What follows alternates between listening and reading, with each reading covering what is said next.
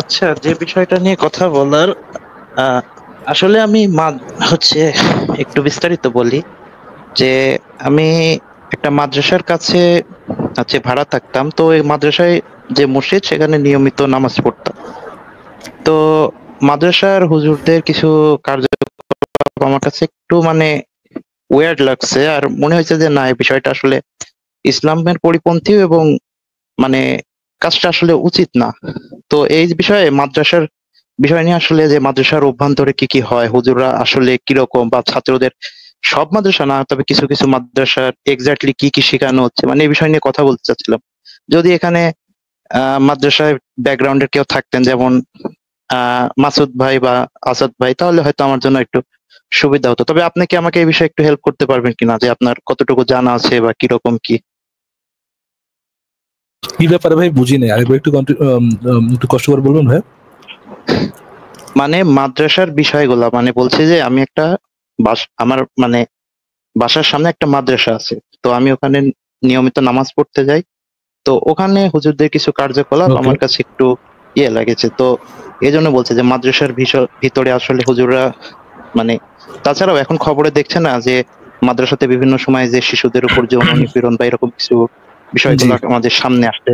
তো আসলে জি। মাদ্রাসার বিষয় এগুলা কেন ঘটছে বা এর প্রতিকার কি, মানে এগুলা বিষয় নিয়ে, মাদ্রাসার অভ্যন্তরীণ বিষয় নিয়ে মানে একটু বিস্তারিত আলোচনা কেন করাটা ছিল ঘটতেছে, কেন ঘটতেছে? বিকজ দুইটা কারণ। এক হচ্ছে বাচ্চাদেরকে তারা রাতের বেলা পাচ্ছে, যেখানে বাচ্চারা অন্য কাউকে কমপ্লেন করার মতো তাদের কোনো অপশন নাই।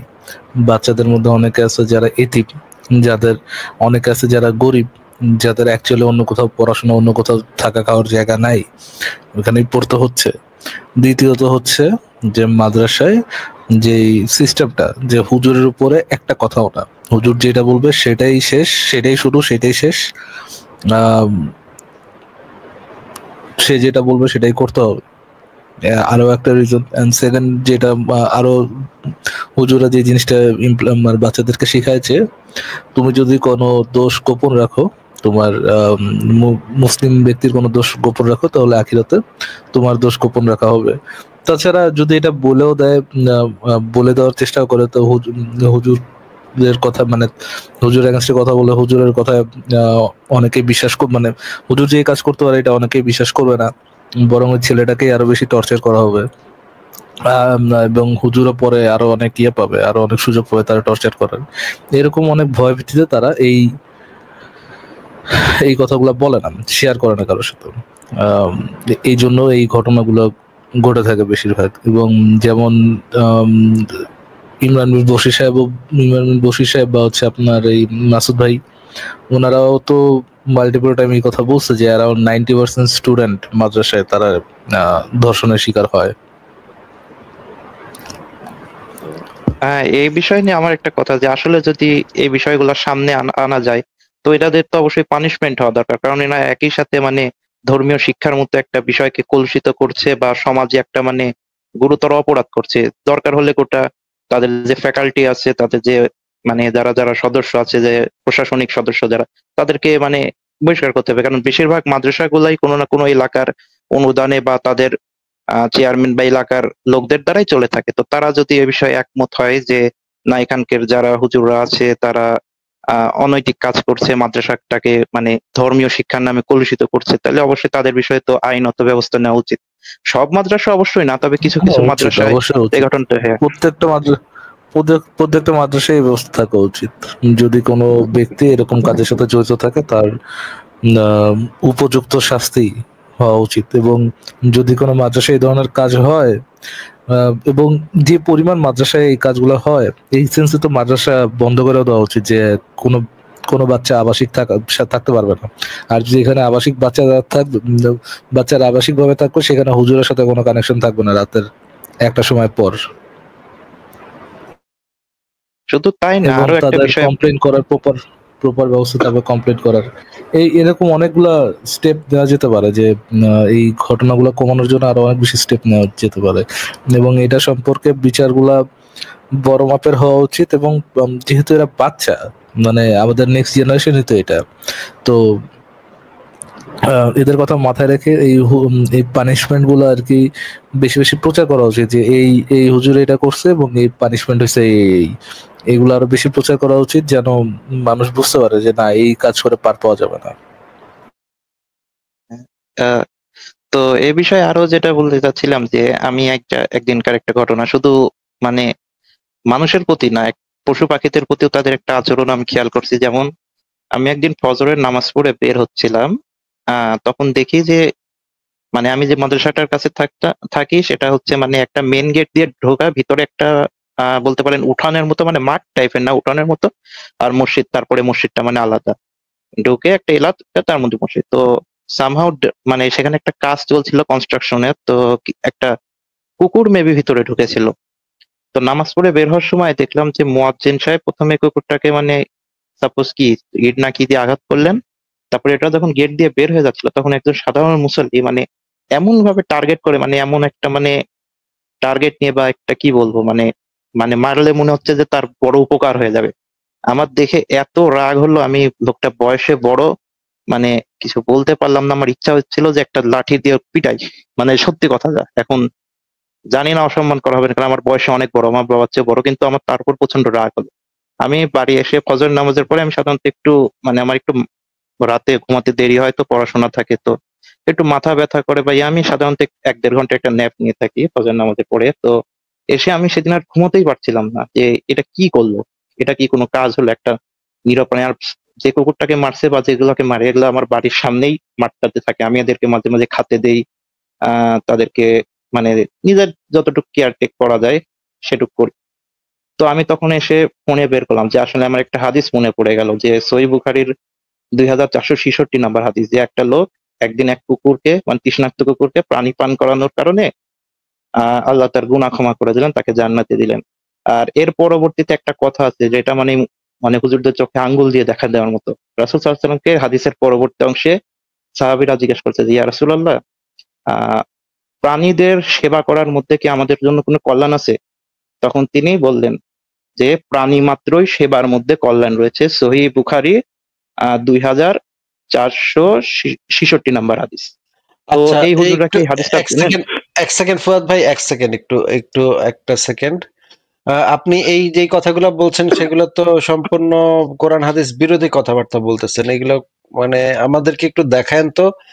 তার আগে আমি আপনাকে একটা জিনিস একটু দেখাচ্ছি যে আহ, আহ, ইসলামে তো কালো রঙের কুকুর হত্যা করার একদম সরাসরি হুকুম দেয়া আছে। এটা কি আপনি জানেন ফুয়াদ ভাই? হ্যাঁ, কালো বর্ণের কুকুর, তারপরে আরো কিরকম যেন সাপ, যেগুলা বিষাক্ত কিছু সাপের কথা উল্লেখ আছে। তাহলে তো আপনি বলছেন যে প্রাণী মাত্রই সেবা টেবা, এগুলা কি কি বলছেন? এগুলো এগুলো কি বলছেন বুঝতে পারছি না। আমি তো আপনাকে রেফারেন্স বললামই, মানে সন্দেহ থাকলে মিলিয়ে নেন। আচ্ছা, আমরা একটু মিলাবো না, আগে একটু এই রেফারেন্স গুলো একটু পড়ি। এখানে এই সুনান আবু দাউদ শরীফের 2836 নম্বর হাদিস, এখানে কি বলা আছে যদি একটু পড়ে শোনাইতেন। আচ্ছা, শির প্রসঙ্গ। আচ্ছা, মু- মুসাদ রহমতুল্লাহ আলাইহি, আব্দুল্লাহ ইবনে মুগাফফার রাদিয়াল্লাহু তাআলা আনহু থেকে বর্ণিত, তিনি বলেন রাসূলুল্লাহ সাল্লাল্লাহু আলাইহি ওয়াসাল্লাম বলেছেন, যদি কুকুর আল্লাহ তাআলার বহুজাতিক সৃষ্টিজীবের মাঝে এক জা- এক জাতীয় সৃষ্টি না হতো, তবে আমি তাদের হত্যা করার নির্দেশ দিতাম। এখন তোমরা তাদের থেকে কেবল কালো বর্ণের কুকুরকেই হত্যা করবে। আচ্ছা, তাহলে তো কালো রঙের কুকুরকে তো হত্যা করে ফেলা মানে জাস্ট বিকজ তাদের গায়ের বর্ণ কালো এই জন্য তাদেরকে হত্যা করে ফেলাটা এটা তো ইসলামে বৈধ নাকি? হ্যাঁ, এই হাদিস আপনি বলছেন জন্য শুনছি, তা না, এর আগেও শুনেছি এই হাদিস। আচ্ছা, তারপরে অন্যান্য অনেক প্রাণীকেই তো হত্যা করাটা মানে ইয়া করে দেয়া আছে, কুকুর মেরে ফেলার নির্দেশ দেওয়া হয়েছে। তারপরে যদি আরো কয়েকটা দেখি যে কুকুর মারলে, কুকুর রাখলে, আচ্ছা এটা না, আহ কয়েক ধরনের প্রাণীকে হত্যা করা একদম সরাসরি ইয়া করে দিয়ে গেছে। দেখি আমরা যে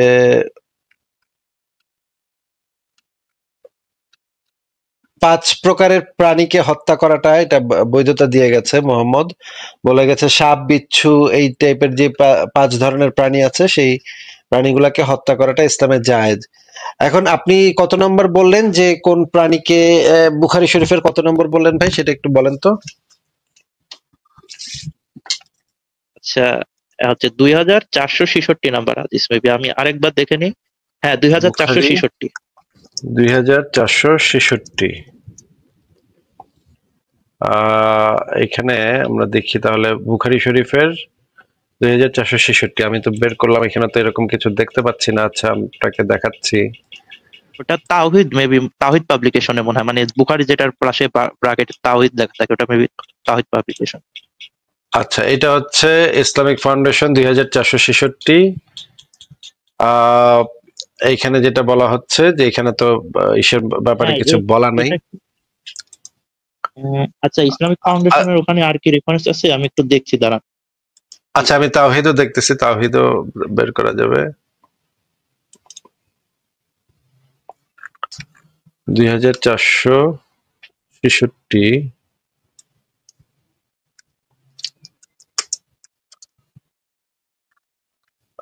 হ্যাঁ, তাওহীদের 2466 বের করেছি, দাঁড়ান দেখাচ্ছি।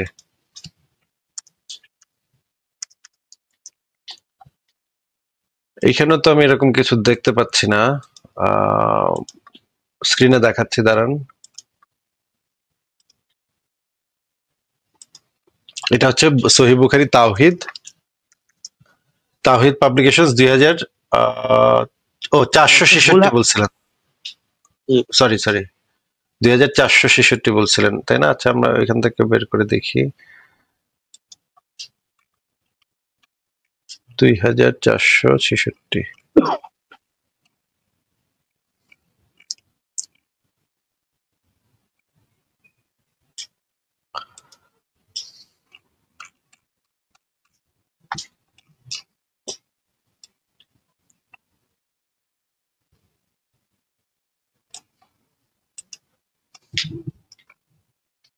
ষাট, 61, 62, 65, 66। এই যে 2466, এখানে বলা হচ্ছে যে রাসূলুল্লাহ বলেছেন, একদিন এক ব্যক্তি রাস্তার চলার পথে অত্যন্ত তৃষ্ণার্ত হলো, এরপর একটি কুয়া দেখতে পেল। উপরে উঠে এসে দেখতে পেল কুকুর হাঁপাচ্ছে এবং পিপাসার দরুন ভিজে মাটি চেটে খাচ্ছে। লোকটি মনে মনে বলল, এই কুকুরটি তেমন পিপাসা পেয়েছে তেমনি আমার পিপাসা পেয়েছিল। আচ্ছা, আল্লাহ তার এই কাজ কবুল করেন এবং তাকে ক্ষমা করে দেন। নবীগণ বলেন, পশুদের ব্যাপারে কি আমাদের জন্য কি পুণ্য রয়েছে? রাসূলুল্লাহ বললেন, প্রাণী মাত্রের সেবার মধ্যে পুণ্য রয়েছে। হ্যাঁ, এই জিনিসটা এখানে বলা আছে, প্রাণী মাত্র, কিন্তু এই দুইটা হাদিস তো একটা আরেকটার সাথে কন্ট্রাডিক্ট করতেছে ভাই। ফুয়াদ ভাই, আপনি কি মনে হচ্ছে না যে এই হাদিস দুইটা একটা আরেকটার সাথে বিপরীত? আমার কাছে এটা মনে হচ্ছে যে ওখানে কালো কুকুরের কথা বলা হচ্ছে, হয়তো কালো কুকুর মানে কোনো মানে ক্ষতির কারণ হতে পারে কিছু কুকুরে এখানে। না না আর না, এখানে ওইখানে ভাই, না ভাই, ওইখানে কিন্তু ক্ষতির যে ঘটনাটা সেটাও বলে দেয়া আছে ওই আরেকটা হাদিসে, যে ঘটনাটা কি কারণে কুকুরদেরকে হত্যা করার নির্দেশ সেটাও বলে দেয়া আছে। আমরা তাহলে সেই হাদিসটা একটু পড়ি, যে কি কারণে কুকুর হত্যা করতে বলা হয়েছিল সেই জিনিসটা আমরা একটু পড়ি, ঠিক আছে? আপনি যদি আমাদেরকে এই হাদিসটা একটু পড়ে শোনাইতেন, সহিহ মুসলিমের এই হাদিসটা একটু পড়ে শোনান ভাই। আহ, আচ্ছা পড়েন, জোরে জোরে শুরু থেকে পড়েন। আচ্ছা, আব্দুল্লাহ ইবনে আব্বাস রাদিয়াল্লাহু তাআলা আনহু থেকে বর্ণিত, তিনি বলেন, মাইমুনা রাদিয়াল্লাহু তাআলা আনহা আমাকে হাদিস অবহিত করেছেন যে একদিন রাসূলুল্লাহ সাল্লাল্লাহু আলাইহি ওয়াসাল্লাম ভোরে বিষণ্ণ অবস্থায় উঠলেন। তখন মাইমুনা রাদিয়াল্লাহু তাআলা আনহা বললেন, ইয়া রাসূলুল্লাহ, আজ আপনার চেহারা বিমর্ষ দেখছি। রাসূলুল্লাহ সাল্লাল্লাহু আলাইহি ওয়াসাল্লাম বললেন, জিবরিল আলাইহিস সালাম আজ রাতে আমার সঙ্গে মুলাকাত করার ওয়াদা করেছিল, কিন্তু তিনি আমার সঙ্গে মুলাকাত করেননি। জেনে রাখো, আল্লাহর কসম, তিনি কখনো আমার সঙ্গে ওয়াদার খেলাপ করেন। পরে রাসূলুল্লাহ সাল্লাল্লাহু আলাইহি ওয়াসাল্লাম তার সে দিনটি এভাবেই কাটালেন। এরপর আমাদের পর্দা ঘেরাঘাট এর নিচে একটি কুকুর ছানার কথা তার মনে পড়ল। তিনি হুকুম দিলেন সেটিকে বের করে দেওয়া হলো। তারপর তিনি তার হাতে সামান্য পানি নিয়ে তা ওই কুকুর ছানার স্থানে ছিটিয়ে দিলেন। পরে সন্ধে হলে জিবরিল আলাইহিস সালাম তার সঙ্গে মুলাকাত করলেন। তখন তিনি তাকে বললেন, আপনি তো গত রাতে আমার সাথে মোলাকাতের ওয়াদা করেছিলেন। তিনি বলেন, হ্যাঁ, তবে আমরা ফেরেশতারা এমন কোনো ঘরে প্রবেশ করি না যে ঘরে কোনো কুকুর থাকে কিংবা কোনো প্রাণীর ছবি থাকে। পরে নবীজি সাল্লাল্লাহু আলাইহি ওয়াসাল্লাম সেদিন ভোরবেলায় কুকুর নিধনের আদেশ দিলেন। এমনকি তিনি ছোট বাগানের পাহারাদার কুকুরও মেরে ফেলার হুকুম দিয়েছিলেন এবং বড় বড় বাগানের কুকুরগুলিকে রেহাই দিয়েছিলেন। আচ্ছা, তাহলে আপনি এই ঘটনাটা আমরা জানলাম, কুকুর নিধন সকালবেলা মদিনার সমস্ত কুকুর সেদিন মেরে ফেলা হয়েছিল। মদিনার আশপাশ অঞ্চলে যত কুকুর আছে সব মেরে ফেলা হয়েছিল সেই দিন। একটু যদি আমাদেরকে বুঝায় বলতেন যে এই কুকুর হত্যার পেছনে কারণটা কি ছিল? কুকুর কি কোনো ক্ষতি করছে? কুকুর কি মুহাম্মদের পাছায় কামড় দিচ্ছে, নাকি তার বউদের কোথাও কামড় দিচ্ছে? কি করছে এই কুকুরগুলা, মানে প্রবলেমটা কি করছিল যদি একটু বলতেন। না, কোনো প্রবলেমের কথা তো এখানে উল্লেখ নাই, কিন্তু কেন মারলেন এর কারণ তো আমি বলতে পারবো না, কারণ এখানে এ বিষয়ে কোনো উল্লেখ নাই। শুধু বলছে যে মারছে। না না, মারছে এটা কারণ তো উপরে উল্লেখ করা আছে, তো এই যে দেখেন উপরে তো বলা আছে যে ওই কুকুরটা খাটের নিচে একটা কুকুর ছানা ঢুকে গেছিল, এই কারণে জিব্রাইল নাকি মোহাম্মদের সাথে দেখা করতে আসতে পারে নাই, কারণ ওই ঘরের ভিতরে কুকুর ছিল। কুকুর থাকলে নাকি মানে ফেরেশতা প্রবেশ করতে পারে না। এইটা হচ্ছে কারণ, কুকুর হত্যার কারণ নাকি? হ্যাঁ, এটাই হতে পারে। তো এইটা কি কারণ? এটা কি আপনার কাছে কোনো একটা ভ্যালিড রিজন মনে হয় যে একটা প্রাণীকে মানে মেরে ফেলার একটা ভ্যালিড রিজন বলে মনে হয় কিনা? ভ্যালিড রেজাল্ট তো মনে হচ্ছে না। কাকুর তো কোনো ক্ষতি করেনি, কেন মারলেন এটা তো বলতে পারছি না।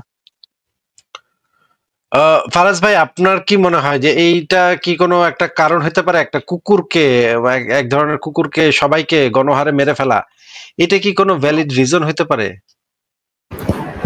না ভাই, এটা কিভাবে, মানে কোন সেন্সে এটা কোনো ভ্যালিড রিজনে আসছে? নিচে কুকুর দেখছে এই জন্য সব কুকুরের উপর তার একটা জেনোসাইড চালাইতে হবে? তাহলে ফুয়াদ ভাই, মোহাম্মদ যেই কথাটা, আপনি যেই হাদিসের কথা বললেন, যেই হাদিসে মোহাম্মদ সকল প্রাণীর সেবার মাধ্যমে মধ্যে পূর্ণ আছে, এই কথাটা বললেন, এইটার সাথে তো মোহাম্মদ নিজেই তো একমত না, সে নিজেই তো নিজের কথার সাথে কন্ট্রাডিক্ট করছে নাকি? এখানে এই ঘটনা তো সেটা কি প্রমাণ করছে। এখন আসল ঘটনা কি এ বিষয়ে আমার মানে ব্যাখ্যা দেখতে হবে হাদিসের, যে আসলে এখানে কি ব্যাখ্যা থাকতে পারে, বা আমার একটু আলেমদের সাথে কথা বলা দরকার এই হাদিসটা নিয়ে। কিন্তু এই এই দুইটা হাদিসের হাদিস নিয়ে ভিতরে তো কথা বলা কারণটা, দরকার। এই হাদিসটার ভেতরেই তো কারণটা বলে দেয়া আছে যে কেন হত্যা কেন করা হয়েছিল, সেটা তো এই হাদিসের ভিতরেই বলে দেয়া আছে যে সকালবেলা উঠে মুহাম্মদের মন খারাপ যে ইয়ারা আসে নাই, তার ফেরেশতা বন্ধু বান্ধব দোস্ত বন্ধু জিব্রাইল এই আসে নাই। এইটা আসে নাই দেখে সে সকালবেলা নির্দেশ দিল যে তুমি ওরা সব কুকুর মাইরা ফেলো। এই ব্যাখ্যাটা তো এই মানে কারণটা তো এই হাদিসের ভিতরে দেয়া আছে ভাই। এখানে বলতেছে যে কুকুর ঘরে থাকলে ফেরেশতা ঢোকে না, তাহলে কুকুরকে ঘরে প্রবেশ করতে দেওয়ার প্রয়োজন নেই, কিন্তু তাই জন্য মেরে ফেলতে হবে, এটা কিরকম হলো? আর দরকার হলে আপনি আমার বাসায় কুকুর দিয়ে দিলাম না, দরকার হলে কুকুরের জন্য বাইরে আলাদা বাসার ব্যবস্থা করে দিলাম, সেখানে খাবার দাবার ব্যবস্থা করে দিলাম, কিন্তু তাই আহ মেরে ফেলতে হবে এটা কিরকম হলো? ঘরে ঢুকলে নাপাক হয় তো আচ্ছা ঠিক আছে, আমি আমার ঘরে ঢুকলাম না, তাদের জন্য আলাদা নাহলে থাকার ব্যবস্থা করে দিলাম, এটাই তো। আচ্ছা, আপনাকে আরেকটা হাদিস দেখাচ্ছি, যদি এটাও একটু দেখেন যে আহ আসিফ ভাই, আচ্ছা দেখাচ্ছেন হ্যাঁ, দেখেন, তবে একটু শর্ট করেন, কারণ প্রসঙ্গটা এটা ছিল না, আমরা মাদ্রাসার বিষয় নিয়ে কথা বলছিলাম। যদি আচ্ছা ওইটা প্রসঙ্গে নিয়েও কথা ফিরতেন। বলা যাবে। একটু যদি এই হাদিসটা একটু যদি পড়ে শোনাইতেন, এখানে কি লেখা? আচ্ছা, এটা মিশকাতুল মাসাবির হাদিস, হ্যাঁ, হাদিস নং 2699। প্রথম প্রথম পরিচ্ছেদ, মুহরিম ব্যক্তির শিকার করা হতে বিরত থাকবে। আচ্ছা, আয়েশা রাদিয়াল্লাহু আনহা থেকে বর্ণিত, তিনি বলেন নবী সাল্লাল্লাহু আলাইহি ওয়াসাল্লাম বলেছেন, পাঁচটি ক্ষতিকর প্রাণী হিল ও হারাম সর্বস্থানে, যে কোনো স্থানেই হত্যা করা যেতে পারে, সেগুলো হলো সাপ, সাদা কালো কাক, ইঁদুর, হিংস্র কুকুর ও চিল। আচ্ছা, কাক তো একটা অত্যন্ত উপকারী প্রাণী ভাই। কাক তো ময়লা টয়লা পরিষ্কার খেয়ে পরিষ্কার করে রাখে বলে জানি। আচ্ছা, এই হাদিসটা একটু পড়েন, যে এখানে বললে 5 শ্রেণীর জীবজন্তু হত্যায় কোনো গুনাহ নেই, যদি এগুলোকে হেরেম এলাকায় বা হারেমের বাইরেও হত্যা করা হয়, তাহলে বিচ্ছু, ইঁদুর, কাক ছিল পাগলা কুকুর। আচ্ছা ঠিক আছে। গিরগিটি, গিরগিটি জাতীয় প্রাণী মেরে ফেলা বিষয়ে যেটা বলা আছে গ্রন্থের নাম সুনান তিরমিজি, হাদিস নাম্বার 1482। এখানে বলা হচ্ছে রাসূলুল্লাহ বলেছেন, প্রথম আঘাতে যে লোক একটি গিরগিটি টিকটিকি মারতে পারে তার জন্য রয়েছে এই পরিমাণ সওয়াব, আর সেটাকে দ্বিতীয় আঘাতে মারতে পারলে তার জন্য এই পরিমাণ সওয়াব, আর তৃতীয় আঘাতে মারতে পারলে তার জন্য এই পরিমাণ সওয়াব। ভাই অনেকগুলা প্রাণীকে তো মারার কথা নবী মোহাম্মদ বলতেছে, মানে কিভাবে মারতে হবে, মারলে কত সওয়াব, প্রথম আঘাতে মারলে কয়টা সওয়াব, দ্বিতীয় আঘাতে মারলে কয়টা সওয়াব, এইগুলা পর্যন্ত বলে দিচ্ছে। তাহলে তো আমি দেখতে পাচ্ছি যে প্রাণীদের প্রতি তো মানে মোহাম্মদ মোটেও খুব যে প্রাণী অধিকার রক্ষার সাথে সে যুক্ত ছিল সেটা তো মনে হচ্ছে না ভাই। হুম, আসলেও তো বিষয়টা চিন্তা করা। তবে বুখারীর ওই হাদিসটা যে বলছেন যে প্রাণীর মধ্যে সেবা করায় কল্যাণ আছে,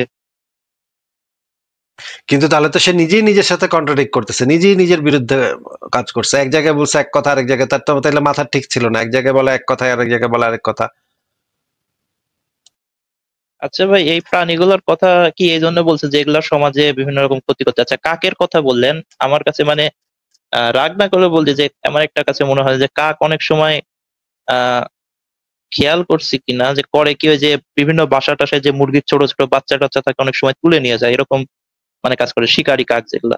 তো এক্ষেত্রে কি সেরকম কাকদেরকে মানে প্রতিহত করার জন্য বা ভয় দেখানোর জন্য মানে মারলে কি সমস্যা হতে পারে কিনা? কিন্তু এখানে তো আমভাবে সব কাকের কথা বলা হয়েছে, এটা এখানে তো স্পেসিফাই করে বলা হয় নাই যে এই যেই কাকটা তোমার ক্ষতি করবে বা যেই কাকটা তোমার সাথে তোমাকে একটা ইয়া করবে, ভেজাল করবে, সেই কাকটাকে। এটা তো যে কোনো প্রাণীর ক্ষেত্রেই সত্য। একটা মানুষও যদি আপনার সাথে এসা আপনার মানে পাশে যদি একটা লাথি মারে, আপনিও তো আর বয়া থাকবেন না, আপনি তো এটার একটা ব্যবস্থা করবেন। এটা তো তাই বলে তো আপনি বলতে পারেন না ভাই যে মানুষদেরকে হত্যা করো, এটা তো আপনি বলতে পারেন না, তাই না? মানুষদেরকে হত্যা করে এটা যখন বলবেন তখন তো এটা সব মানুষের উপরে পড়বে। আর কলিমুদ্দিন নামক একটা লোক এসে আপনার আপনার পিঠে একটা খোঁচা মারছে, অবশ্যই ডেফিনেটলি আপনি করিমুদ্দিন রে ঘুষাঘুষি শুরু করবেন, মারামারি শুরু করবেন, এটা তো আমরা সবাই জানি, এটা তো আর কারো বলে দিতে হয় না। কিন্তু যখন আপনাকে নির্দেশনা চলে আসবে যে কাক মাইরা ফেলো, তখন তো এটা সব কাকের ক্ষেত্রে প্রযোজ্য হয় নাকি? তাইলে তো এইটা তো ভাই যে আপনি যেটা বলতেছেন, কোনো একটা কাক যদি এখানে এসে খুব বিরক্ত, এটা তো ভাই অন্য প্রাণীও করতে পারে, এটা তো যে কোনো প্রাণী করতে পারে। এইটা তো একটা আহ ইন্দুরও এটা তো একটা মনে করেন মশাও করতে পারে, তাই না? এটা একটা যে কোনো প্রাণীর ক্ষেত্রে এটা সম্ভব যে সে এসে আপনাকে একটা ঠোকর মারলো বা একটা ধাক্কা মারলো, গুতা মারলো, গরুও একটা শিং দিয়ে একটা গুতা মারলো আপনারে। এইটা তো হইতে পারে না যে এই স্পেসিফিক কারণে ওই সব প্রাণীকে হত্যা করে ফেলা, এটা তো কারণ হইতে পারে না। ফারাজ ভাই, আপনি কি মানে এটা কি যুক্তিতে আসে যে একটা এই কারণে কাকগুলা এই দুষ্টুমি করে, এই জন্য ওদেরকে সবাইকে মেরে ফেলাটা এই জন্য নবী বলছিল, এটা কি হইতে পারে? এই দুষ্টুমি তো যে কোনো প্রাণী করতে পারে, তাই না? সেটাই ভাই, ধরেন ধরেন বিষাক্ত কোনো কিছু যেটা হচ্ছে আপনার জন্য মানে একেবারে জীবন জীবন নাশের কারণ চলে আসতেছে, সেখানে আপনি একটা ব্যবস্থা নিতেই পারেন। বাট এগুলো তো ভাই সবকিছুতে জীবন নাশের বিষয় তো এটার সাথে কানেক্টেড না ভাই। কাক তো জরুরি প্রাণী, কাক মারতে হবে কেন? ঢাকা শহর পরিষ্কার পরিচ্ছন্ন রাখার পেছনে কাকের অবদান, মানে কাক যদি না থাকতো ঢাকা শহরের যে কি অবস্থা হইতো এবং কি গন্ধ বেরিত ঢাকা শহর থেকে, এটা তো কল্পনা করা যায় না, তাই না? কাক সেগুলা খায়, বিভিন্ন পরিমাণে ময়লা আবর্জনা খায়, কুকুর এবং কাক এরা ময়লা আবর্জনা গুলা খায়, পুরো ঢাকা শহরকে এখনো বসবাস উপযোগী রাখছে। তাহলে তো বসবাস করা সম্ভব হইতো না ঢাকায়।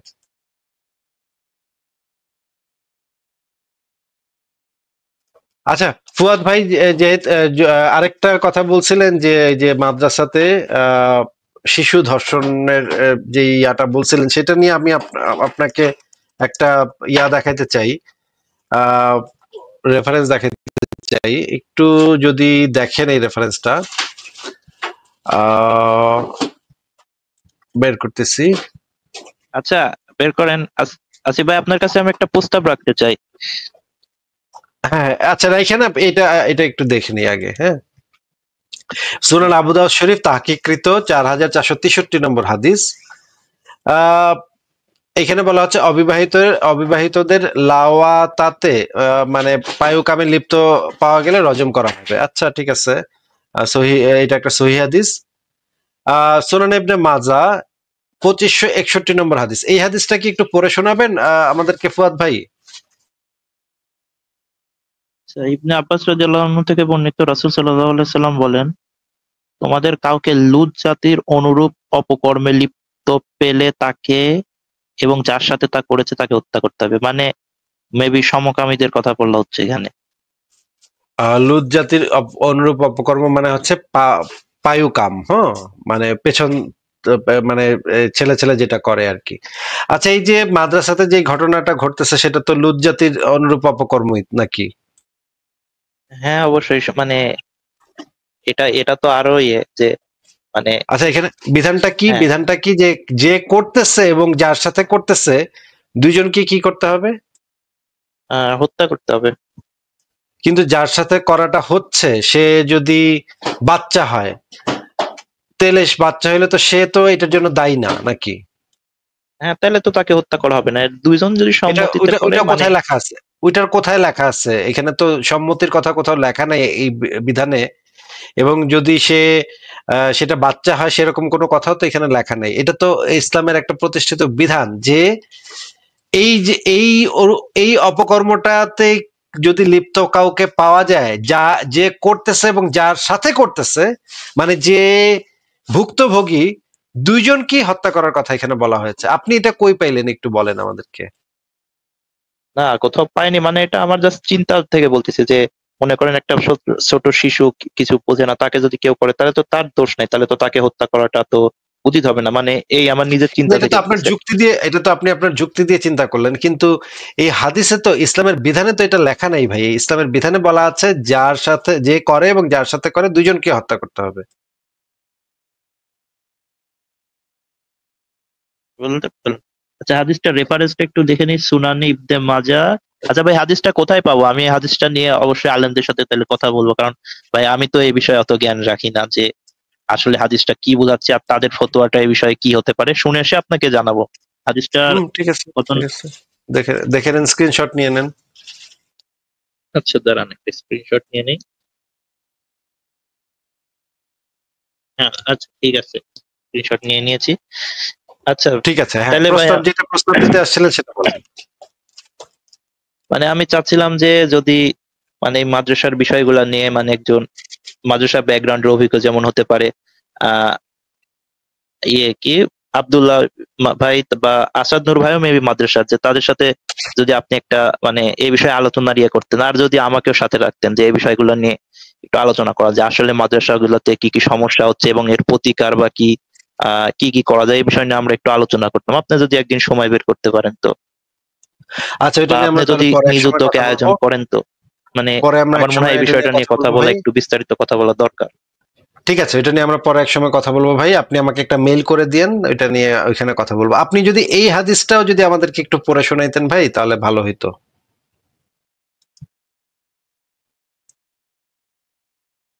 ফুয়াদ ভাই, এই হাদিসটাও যদি একটু জোরে জোরে পড়ে শোনাইতেন তাহলে ভালো হইতো। আচ্ছা, এটা হচ্ছে মিশকাতুল মাসাবি হাদিস পর্ব 17 দণ্ডবিধি, দ্বিতীয় অনুচ্ছেদ। ইবনে আব্বাস রাদিয়াল্লাহু আনহু হতে বর্ণিত, তিনি বলেন রাসূলুল্লাহ সাল্লাল্লাহু আলাইহি সাল্লাম বলেছেন, যে ব্যক্তি কোনো জন্তু জানোয়ারের সাথে অপকর্ম করলো তাকে হত্যা করে দাও এবং তার সাথে ওই জানোয়ারটিকেও হত্যা করে ফেলো। ইবনে আব্বাস রাদিয়াল্লাহু আনহু জিজ্ঞেস ওয়েট ওয়েট করলেন, ওয়েট ওয়েট জানোয়ারটি কেন? ওয়েট ওয়েট ওয়েট ফুয়াদ ভাই, ফুয়াদ ভাই, আমি তো বুঝলাম না যে জন্তু জানোয়ার তো নিজের ইচ্ছায় এসে মানুষের সাথে এটা করতে চায় নাই, তাই না? একটা মানুষ সেই জন্তু জানোয়ার, মনে করেন এই যে কিছুদিন আগে একচুনা হাগা মুমিন আছে, রায়হান আব্দুল্লাহ, সে একটা গরুকে ধর্ষণ করে দিচ্ছে। আর ইসলামের বিধান কি হবে এই বিষয়ে ভাই? ভাই এটাও কিন্তু জানে, আপনি যে বলতেছেন জন্য তা না, যে বিধান হচ্ছে যে কোনো পশুর সাথে যদি এরকম কর্মে লিপ্ত হয়, যে যে করছে তাকে মারতে হবে, আবার যে পশুটার সাথে করছে তাকে হত্যা করে ফেলতে হবে। পশুটাকে হত্যা করতে হবে কেন, বুঝলাম না তো। এই যে হাদিসের পরবর্তী অংশেই তো এটা তিনি এই বিষয়ে বলছেন। এটা তো কোনো জাস্টিফাইড রিজন না। যিনি বলছে যে পশুটির, জানোয়ারটির গোশত মাংস খাওয়া কোনোভাবেই উপকৃত হওয়াকে অপছন্দ করেন। ভাই এটা কেমন যুক্তি হইলো? বুঝলাম না তো কিছু। আচ্ছা, এই হাদিসটারও একটা স্ক্রিনশট নিয়ে রাখি ভাই। আমি তো বললাম আমি এই বিষয়ে এই বিষয়ে আমি কিছু বলতে পারতেছি না। আমাকে অবশ্যই আলেমদের থেকে জানতে হবে, তারা এই বিষয়টার কি ব্যাখ্যা দেয় সেটা শুনে আপনাদের সাথে পরবর্তীতে আবার কথা বলবো।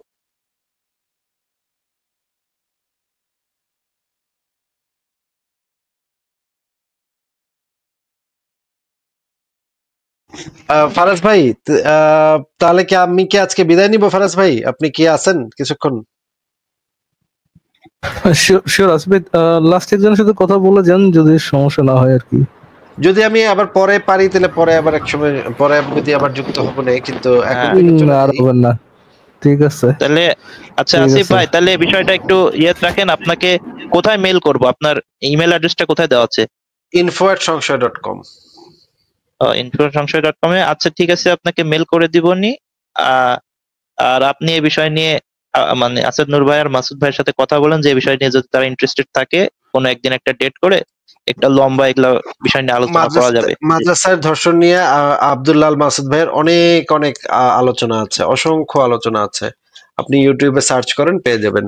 আহ, ওইটা নিয়ে আমরা স্পেসিফিকলি ওইটাই নিয়ে আমরা এইভাবে আলোচনা তো আমি করি না, ওনারা হয়তো করলেও করতে পারেন। দেখেন, ওনাদের সাথে কথা বলে দেখেন, আমাকেও মেইল করেন। তাহলে ফারাজ ভাই, আমি আজকে বিদায় নিলাম। গুড নাইট তাইলে। গুড নাইট আসিফ ভাই, গুড নাইট। ঠিক আছে আচ্ছা, ফুয়াদ ভাই, থ্যাংক ইউ থাকার জন্য।